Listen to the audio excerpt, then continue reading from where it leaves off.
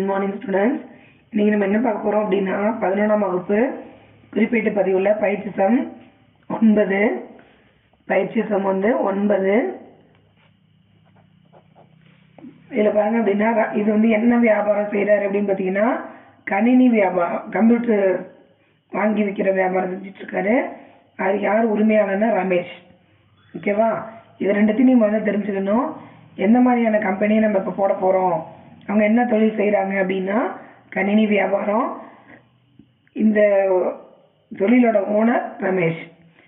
இப்போ பார்த்தீங்க அப்படின்னா அவர் என்னென்னலாம் போட்டு தொழிலில் தொடங்கியிருக்காரு அப்படின்னா ரமேஷ் ரொக்கம் 3 லட்சம் போட்டிருக்காரு, சரக்கிருப்பு 80,000 போட்டிருக்காரு, அரைகலன் 27,000 போட்டிருக்காரு. இந்த மூணுமே அவர் ஒரு தொழிலை தொடங்கும் போது தன்னோட கையிலேருந்து என்ன பண்ணியிருக்காரு, நிறுவனத்துக்கு போட்டிருக்காரு. ஸோ அப்போ இது எல்லாமே ரமேஷோட முதல் தான். இது எல்லாமே என்னது, ரமேஷ் அவர்களின் முதல். கணக்கில் போடுவோமா? நாள், விவரம்,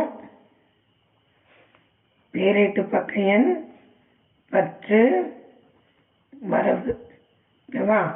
இப்போ பாருங்க, ஃபஸ்ட்டு தேதி என்ன,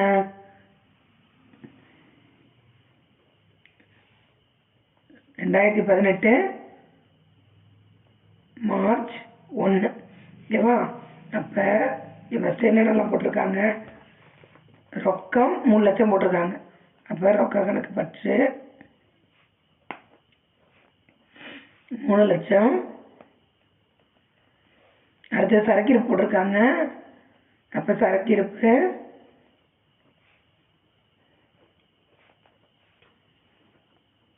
80,000. அடுத்தது அரைகலன்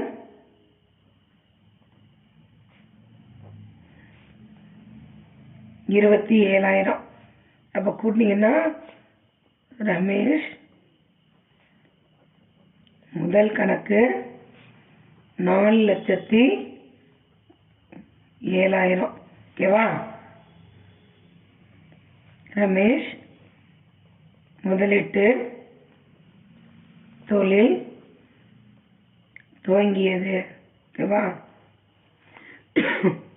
அது ரெண்டாவது பாருங்க, வங்கியில் பணம் செலுத்தியது 2 லட்சம்.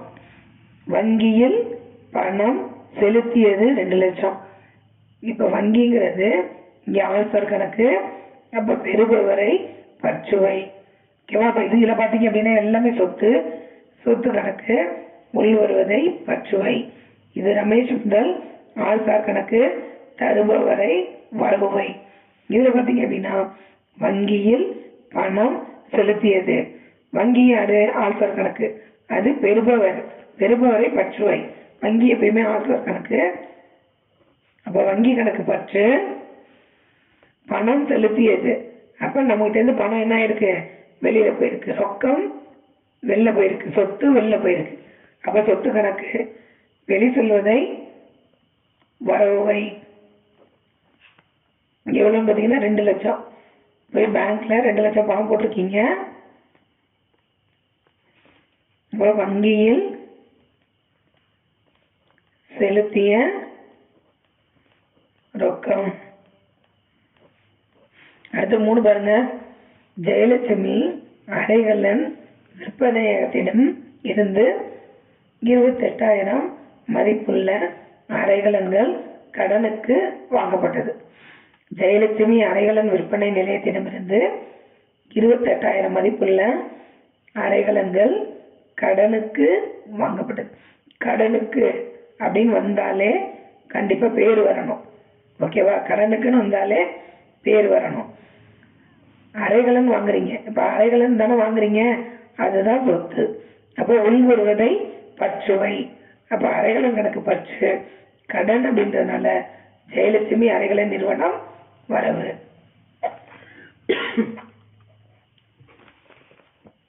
அப்ப தேதி 3, அரைகலன் கணக்கு பற்று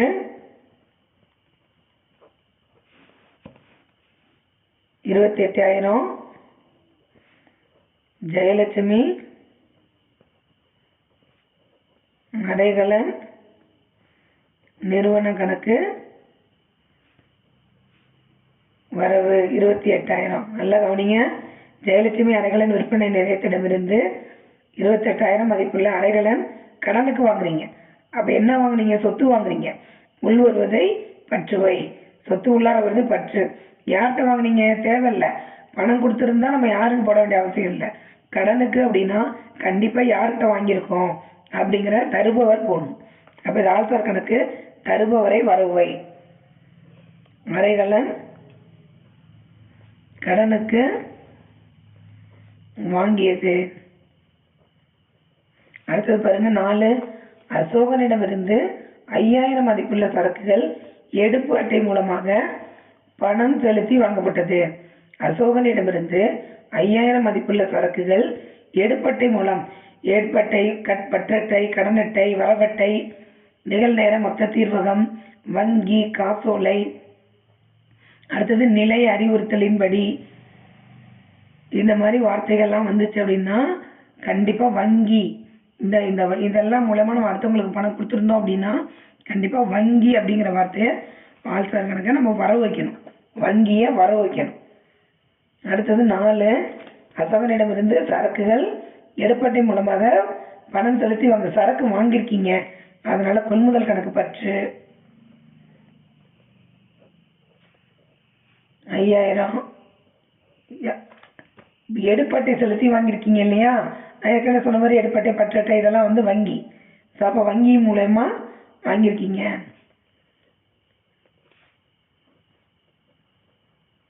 எடுப்பட்டை மூலம் கொள்முதல் செய்தது.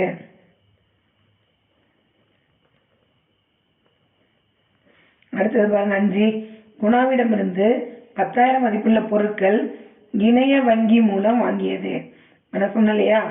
இணைய வங்கி, காசோலை, எடுப்பட்டை, பற்றட்டை, கடனட்டை, வரவட்டை, நிகழ்நேர மொத்த தீர்வகம், நிலை அறிவுறுத்தல், அடுத்து தானியங்கி பணம் வழங்கும் இயந்திரம். ஸோ இதெல்லாம் வந்தாலே வங்கி தான். இது மூலயமா அடுத்தவங்க நமக்கு பணம் கொடுத்துருந்தாங்க அப்படின்னா நம்ம பேங்க் தானே வாங்கியிருக்கோம். ஸோ அதனால் வங்கி கணக்கு பற்று. இதெல்லாம் இந்த வார்த்தைகள் சொன்னோம் இல்லையா? இது மூலயமா நீங்கள் வெளியில் உள்ளவங்களுக்கு பணம் கொடுத்துருந்தீங்க அப்படின்னா வங்கி கணக்கு வரவு. 5 பாருங்க, இணைய வங்கி மூலயமா வாங்கியிருக்கீங்க. அப்போ கொள்முதல் கணக்கு பற்று, வங்கி கணக்கு வரவு 10,000. இணைய வங்கி மூலமாக கொள்முதல் செய்தது.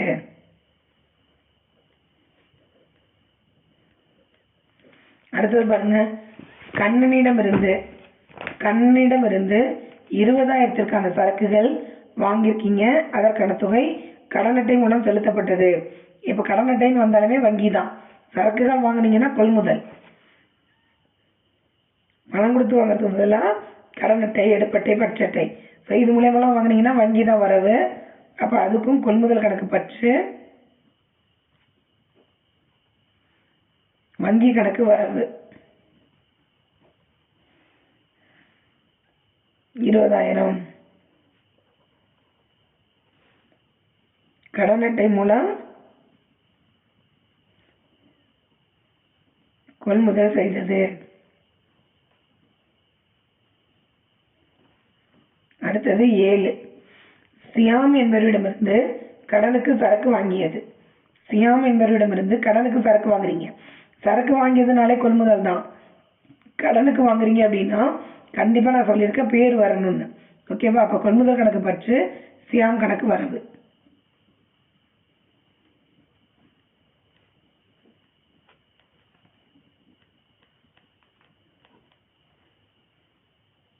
$50,000. சியாமிடம்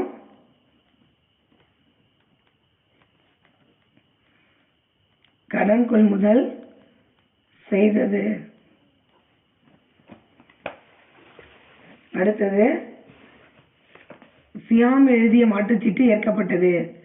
சியாம் எழுதிய மாற்றுச்சீட்டு ஏற்கப்பட்டது.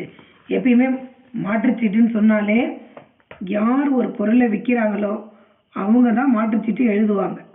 ஓகேவா? அப்போ சியாம் தான் எழுதுவார், நம்மக்கிட்ட நம்ம சைன் பண்ணணும். சியாம் என்ன பண்ணுவார், மாற்றுச்சீட்டை எழுதுவார், நம்ம சைன் பண்ணணும் இல்லையா? அப்போ சியாம் வந்து மாற்றுச்சீட்டை எழுதி நம்மகிட்ட கொடுத்துட்டாரு. அப்போ பார்த்தீங்க அப்படின்னா நம்ம யார்கிட்ட என்ன சொல்கிறோம், இப்போ பாருங்களேன், கொள்முதல் பண்ணியிருக்கோம் இல்லையா, அவருக்கு நம்ம பணம் கொடுக்கணும். இப்போ நம்ம உடனே பணம் கொடுக்க முடியல, அப்போ மாற்றுச்சீட்டு கொடுக்குறோம். அப்போ அதுக்கு பேர் செலுத்தக்குரிய மாற்றுச்சீட்டு. நல்லா நான் வச்சுக்கோங்க. சியாம்கிட்டேருந்து நம்ம பொருளை வாங்கியிருக்கோம், சியாமுக்கு இப்போ நம்ம பணம் கொடுக்கணும். இப்போதைக்கு நம்மகிட்ட பணம் இல்லை, அதனால மாற்றுச்சீட்டு கொடுக்குறோம். இதுவே நம்ம பணம் கொடுத்துருந்தோம்னா என்ன பதிவாக இருக்கும், சியாம் கணக்கு பற்று ரொக்க கணக்கு வரவு. ஓகேவா? இப்போ நம்ம ரொக்கம் கொடுக்க முடியல, அப்போ என்ன கொடுக்குறோம் அப்படின்னு பார்த்தீங்கன்னா செலுத்தக்குரிய மாற்றுச்சீட்டு கொடுக்குறோம். ஓகேவா? சியாம் எழுதிய மாற்றுச்சீட்டு ஏற்கப்பட்டது அப்படின்னா நம்ம சியாம் கிட்ட மாற்றுச்சீட்டை கொடுத்துட்டோம் அப்படின்னு அர்த்தம். அவர் தான் எழுதுவார், அதை நம்ம வாங்கி சைன் பண்ணி திருப்பி நம்ம சியாம்கிட்டே கொடுப்போம். அப்போ பணம் கொடுக்குற மாதிரி தான் ஏற்றுக்கொண்டதும் அப்படின்றது அர்த்தம். அப்போ 8ஆம் தேதி பார்த்தீங்க அப்படின்னா சியாம் கணக்கு பற்று 50,000, செலுத்தற்குரிய மாற்றுச்சீட்டு வரவு 50,000, சியாமிற்கு செலுத்தற்குரிய மாற்றுச்சீட்டு வழங்கியது. அடுத்தது ஜெயலட்சுமி அறைகலன் விற்பனையத்திற்கு செலுத்த வேண்டிய தொகையை பாதி காசோலை மூலம் செலுத்தப்பட்டது. ஜெயலட்சுமி அறைகலன் விற்பனையத்துக்கு செலுத்த வேண்டிய தொகையை பாதி காசோலை மூலம் செலுத்தப்பட்டது. இதே நம்ம திடீர்னு இப்படி வந்திருக்கு அப்படின்னு பார்த்தீங்கன்னா முதல்ல இந்த கணக்கை போய் பார்க்கணும். இங்கே ஜெயலட்சுமி அறைகலன் விற்பனையத்திடமிருந்து 28,000 மதிப்புள்ள அறைகலன்கள் கடனுக்கு வாங்கியிருக்கோம் இல்லையா, 3ஆம் தேதி வாங்கியிருக்கோம். 9ஆம் தேதி என்ன பண்ணியிருக்கோம், செக்கு மூலயமா கொஞ்சம் பணம் அனுப்பியிருக்கோம். ஓகேவா? அதுதான் வந்து 9ஆம் தேதி பாதி காசோலை மூலம். நான் ஏற்கனவே சொல்லியிருக்கேன், பற்றட்டை, கடனட்டை, எடுப்பட்டை, வரவட்டை, காசோலை, வங்கி, நிகழ்நேர மொத்த தீர்வகம், தானியங்கி பணம் வழங்கும் இயந்திரம், நிலை அறிவுறுத்தல். ஸோ இந்த மாதிரி வார்த்தைகள் வந்தால் வங்கி வரவு, அவற்றின் மூலம் நம்ம செலுத்தியிருந்தோம் அப்படின்னா வங்கி வரவு. அப்போ ஜெயலட்சுமி அறைகலன் நிறுவனம்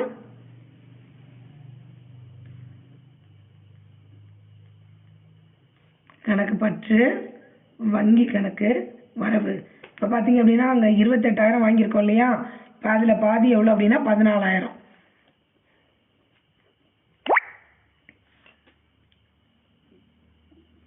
பாதி தொகை காசோலை மூலம் ஜெயலட்சுமி நிறுவனத்திற்கு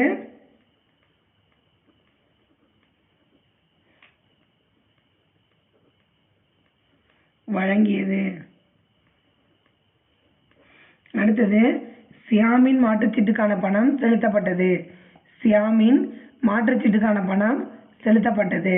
இப்போ பார்த்தீங்க அப்படின்னா நம்ம பணத்தை கொடுத்துட்றோம்.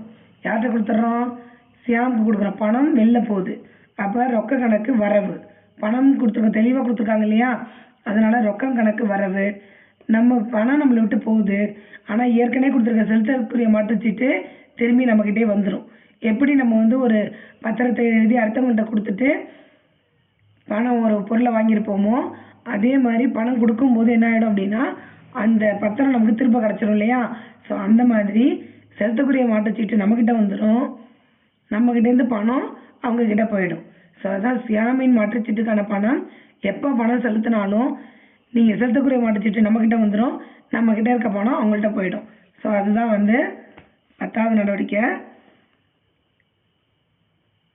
செலுத்தற்குரிய மாற்றுச்சீட்டு நமக்குள்ள வருது, அப்போ செலுத்தக்குள் வரதே பற்று, மாற்றுச்சீட்டு கணக்கு பற்று,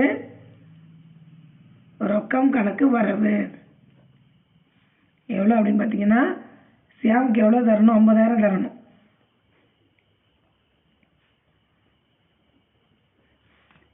இதோட உங்களுக்கு